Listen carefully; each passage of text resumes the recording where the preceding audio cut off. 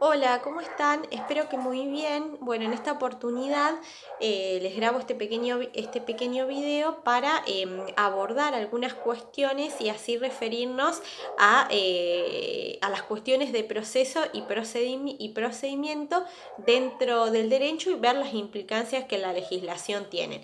¿Qué les parece? ¿Qué parece? Si yo digo proceso, procedimiento, me pregunto acerca de estos términos, acerca de su significado y de sus alcances prácticos, a todas luces como que parecen bastante confusos, es decir, parecen que significan lo mismo.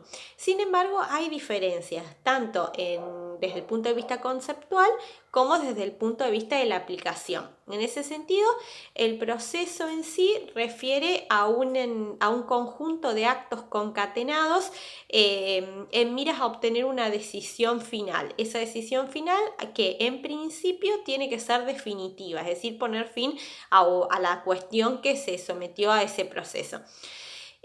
Mientras que procedimiento más que nada refiere también a un conjunto de actos seguidos en el tiempo, pero que no tienen por finalidad eh, poner fin a la cuestión que se somete a ese procedimiento. En este sentido, la terminología, mejor dicho, de proceso se utiliza más que nada para el ámbito judicial. Es decir, nosotros tenemos un proceso de familia, un proceso laboral, por ejemplo, en lo cual, digamos, se somete una cuestión a decisión de una persona, que en este caso es un tercero, donde por lo general hay dos partes en estos procesos y después la justicia, o el juez va a resolver cuál de esas partes tiene razón y con su decisión va a poner fin a la cuestión. Y esa cuestión va a ser únicamente aplicable para esas dos partes que presentaron esta cuestión ante la justicia. Como vemos, el proceso judicial así comúnmente podríamos decir que solamente, digamos, está referido a la cuestión a la cuestión judicial, mientras que el procedimiento puede ser ejercido frente a cualquier ámbito, de cualquier órbita del Estado que no sea el judicial. Es decir, nos quedaría por exclusión los poderes legislativos y administrativos. Sin embargo, el procedimiento más que nada se utiliza en el campo de la administración pública. Y en ese sentido, digamos, el procedimiento, como les decía, es un conjunto, digamos, de hechos para tratar de esclarecer una cuestión y que se va a realizar dentro del campo de la administración pública, tanto centralizada como descentralizada. ¿Qué me refiero, por ejemplo, al utilizar la palabra administración pública centralizada? Por ejemplo, digamos, al poder ejecutivo provincial, gobernador, vicegobernador, ministerios. Son una administración pública centralizada, mientras que la descentralizada refiere, por ejemplo, a todos los institutos autárquicos que pueda haber. En nuestro caso, por ejemplo, sería el IAPO, que es el Instituto Autárquico Provincial de Obra Social. Frente a esta administración pública centralizada y descentralizada, se llevan adelante procesos administrativos que tratan, digamos, de esclarecer, como les decía, un hecho y aplicar una sanción, y cuyo efecto, o sea, de esa sanción no solo va a ser para el involucrado, sino para toda la administración pública, porque en definitiva lo que la administración busca garantizar es el bien general. En ese sentido, para aclarar bien las diferencias que existen entre un proceso administrativo un proceso judicial y un procedimiento administrativo, decir que en el proceso judicial el juez es un tercero neutral que aparece en el debate, pero que no es parte del mismo. Mientras que en el procedimiento administrativo, la administración dirige y coordina ese procedimiento, es protagonista del mismo y obviamente forma parte de él. Es decir, que la solución a la que se llegue la va a no solo afectar a la administración pública centralizada o descentralizada, sino, digamos, a toda la ciudadanía en definitiva, por esta cuestión de implicancia y de interés general. Otra diferencia que tenemos en el proceso judicial es que actúa lo que se llama el principio de preclusión. Cada fase, digamos, como decíamos, que era un conjunto de actos concatenados, cada fase, cada acto queda concluido, se cierra. Es decir, que no se puede volver a reabrir y se extingue, por tanto, las facultades de las partes para poder requerirle al juez que abra, digamos, ese acto que se terminó. Por ejemplo, digamos, un proceso judicial inicia con una demanda, luego una contestación de demanda, una prueba. Cada acto procesal de esto, sobre todo la contestación de la demanda y la prueba, tienen plazos prefijados por la legislación. Una vez que esos plazos se cumplen, sin que las partes hayan hecho o no uso de ese derecho, si una parte dice, me olvidé de probar tal cosa, y ya se pasó a la etapa de los alegatos, no se puede retroceder a esa etapa de la prueba. En cambio, digamos, en el procedimiento administrativo, las distintas fases sí son más elásticas. Entonces, al basarse en esta cuestión de autotutela que la administración pública tiene respecto de los particulares, las mismas, digamos, estas etapas no constituyen este episodio cerrado. Es decir, se pueden volver a reabrir siempre y cuando esa reapertura no implique extenderse, mejor dicho, del plazo total dentro del cual debe ser finalizado el procedimiento. Con el proceso judicial se persigue un pronunciamiento judicial dirigido obviamente a producir un efecto inmutable que se llama de cosa juzgada, tanto formal como material. ¿Qué quiere decir? La cosa juzgada formal es que el juez emite un acto, una sentencia por el cual se da por terminada la cuestión. Cuando se da por terminada la cuestión, implica que terminó en un punto, eso es lo formal, y al respecto de lo material, que esa cuestión no va a poder reabrirse nuevamente en otro proceso distinto. Entonces, en ese sentido, por ejemplo, en una cuestión laboral, fulanito se consideró despedido injustamente por menganito. Se sometió a un proceso judicial, se produjo la prueba y demás, pero y se llegó, digamos, a una sentencia donde dice que fulanito sí fue injustamente despedido por menganito y menganito debió pagarle la indemnización laboral que esta primera persona reclamaba. Entonces, en ese sentido, una vez pagado, el trabajador no puede volver a reabrir otro juicio en contra de su anterior empleado. A eso refiere más que nada la cosa juzgada. En el caso del procedimiento administrativo, lo que se persigue es una decisión administrativa que tienda a causar estado. ¿Qué quiere decir esto? Que no puede ser susceptible de determinadas modificaciones por vía administrativa. Entonces, lo que impide por lo general su revisión en la vía judicial o su modificación por medio, digamos, de la utilización de la potestad revocatoria. Es decir, se llega, digamos, a una determinada decisión administrativa. Termina ahí, un sumario administrativo contra un empleado de la administración pública. Culmina ahí, termina ahí y, no puede, digamos, ser ejercida la potestad, digamos, revocatoria por la misma administración porque fue la que dictó el acto. En caso, digamos, de que haya algo que reprochar y si se encontrara previsto dentro de la legislación la apertura de la vía judicial, por ejemplo, al trabajador al que se lo exoneró, es decir, se lo expulsó de la administración pública porque cometió una falta que estaba sancionada con esa pena, puede, depende si está contemplada la legislación o no, solicitar la revisión judicial de ese procedimiento administrativo. Otra de las características que tiene este proceso judicial es que la sentencia que va a dictar el proceso judicial puede ser declarativo, constitutivo o de condena. ¿Qué quiere decir esto? Declarativo, como su nombre lo indica, reconoce una situación de la realidad. Por ejemplo, declara el estado de hijo de una determinada persona contra la que se había llevado adelante un juicio de filiación, es decir, se le había pedido que lo reconozca como hijo a un menor. Pueden ser constitutivos a través del cual,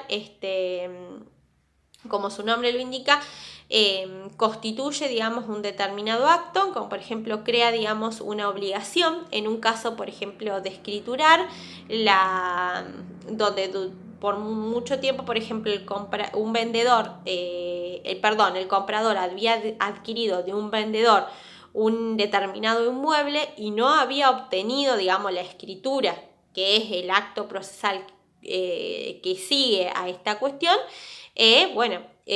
puede justamente el comprador llevar adelante un juicio de escrituración y el efecto de esa sentencia va a constituir la obligación de que el vendedor otorgue la escritura esa traslativa de dominio, o bien va a ser el mismo juez en el que va a constituir a esa persona como comprador a los efectos registrales y titular, mejor dicho, a los efectos registrales. Y por último, de condena, como por ejemplo era lo que nosotros veíamos en la responsabilidad profesional, por ejemplo, frente a un daño causado por un profesional, bueno, este profesional efectivamente probado el daño y demás, debe resarcir a la víctima. Esto en el proceso judicial, como decíamos. En el proceso administrativo los efectos revisten variedad, no están establecidos así tan taxativamente, por decirlo de una manera, como el proceso judicial, y eso respecto tanto de las formas como del contenido, obviamente en atención a los múltiples intereses en los que va a tener injerencia la administración pública.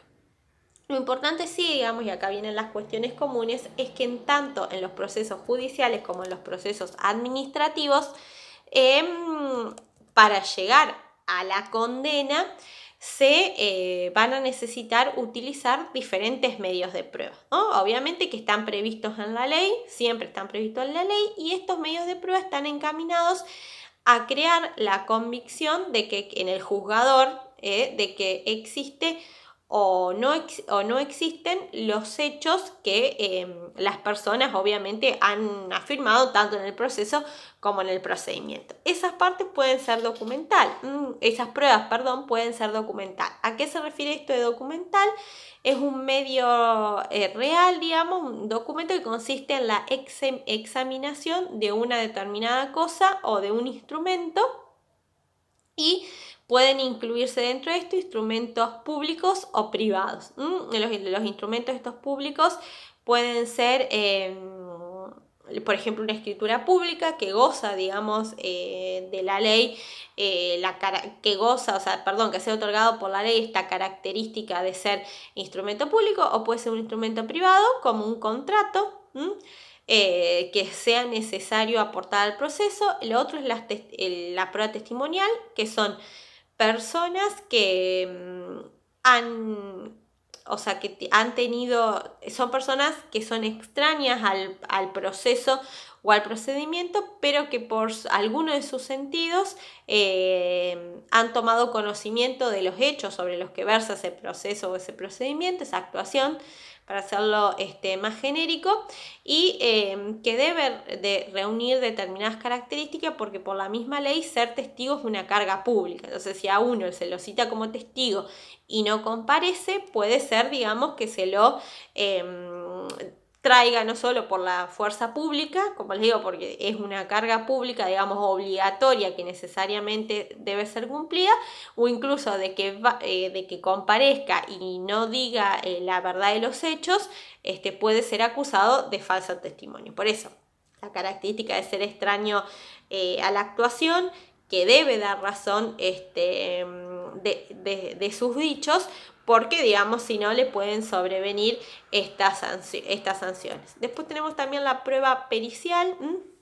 La prueba pericial, como el nombre lo indica, es llamar a un perito. El perito es un experto a esta cuestión, digamos, de la actuación, para que en virtud de los conocimientos que tiene, ya sea por su ciencia, arte o profesión, dé una opinión fundada basada en la interpretación de los hechos que han originado esta actuación.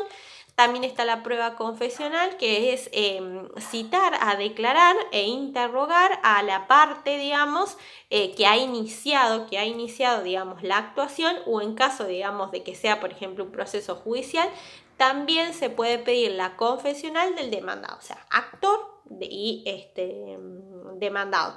No ocurre mucho, digamos, que haya dos partes en el procedimiento administrativo, porque como decíamos, el procedimiento, una parte necesariamente es la administración pública. Entonces, digamos, sobre quién es el demandado de ese procedimiento, se podría hacer, digamos, solicitar, mejor dicho, la prueba confesional.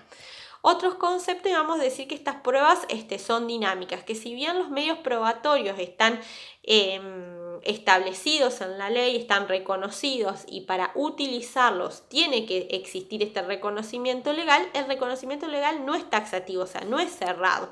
Hay otros medios que aunque no estén regulados o mencionados, como fueron por año las pruebas digitales u hoy las pruebas por medios electrónicos, como por ejemplo mail, capturas de pantallas de los celulares o conversaciones en las redes sociales de Facebook, Instagram, Twitter, hoy en día, que son los llamados medios de prueba electrónico, al no encontrarse regulados, o sea, no implica que una parte lo pueda utilizar en su beneficio o en su perjuicio. O sea, en eso la jurisprudencia, es decir, la actuación conjunta de determinados, la reunión conjunta, mejor dicho, de determinados fallos sucedidos en el tiempo de los tribunales, o sea, emanados de los jueces o de los tribunales, ha decidido esa jurisprudencia como fuente del derecho que es, que estos medios pueden ser, digamos, utilizados.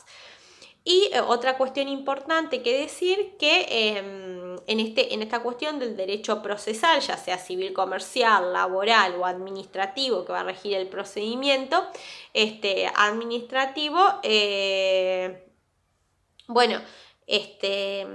existe lo que se llama una carga dinámica, es decir, quien alega un hecho debe probarlo. Por ejemplo, yo digo que Menganita mintió como testigo, soy la encargada de aportar al proceso o al procedimiento las pruebas que sustenten esos dichos míos. Es decir, yo digo que Menganita mintió por esto y por esto. O sea, no decir Menganita mintió y no aporto nada para esclarecer. O sea, sí o sí debo fundamentarlo. Finalizando el proceso o el procedimiento, como decíamos anteriormente, se podrá, digamos, aplicar sanciones o condenas. Estas cuestiones, digamos, de las sanciones o las condenas nos pasa lo mismo que con el proceso y el procedimiento administrativo. O sea, parecen a todas luces, o sea, a primera vista, que son cuestiones similares, que son conceptos similares, pero sin embargo, son distintos. O sea, es como que habría una relación de género a especie, o sea, la sanción es el género que es impuesta por un juez o por la administración y, por ejemplo, la condena en los procesos judiciales solo está reservada para la cuestión penal, mientras que, por ejemplo, para la cuestión civil hablamos de condena pecuniaria, es decir, una indemnización que se paga, una reparación económica por el daño causado, y el derecho administrativo hablamos de multa, o sea, las condenas, digamos, toman distintos nombres, aunque a veces pueden tener el mismo efecto, porque, por ejemplo, digamos, en el derecho penal, aunque se habla, digamos, específicamente de condena, esta condena va a tener dos implicancias o dos cuestiones a tener en cuenta. O sea, una condena por la cual puede ser una pena privativa de la libertad o puede ser, digamos, la aplicación de una multa. Entonces también, tanto en derecho civil como en derecho penal o el derecho administrativo, hablaríamos de una sanción de tipo pecuniaria, aunque con diferentes nombres.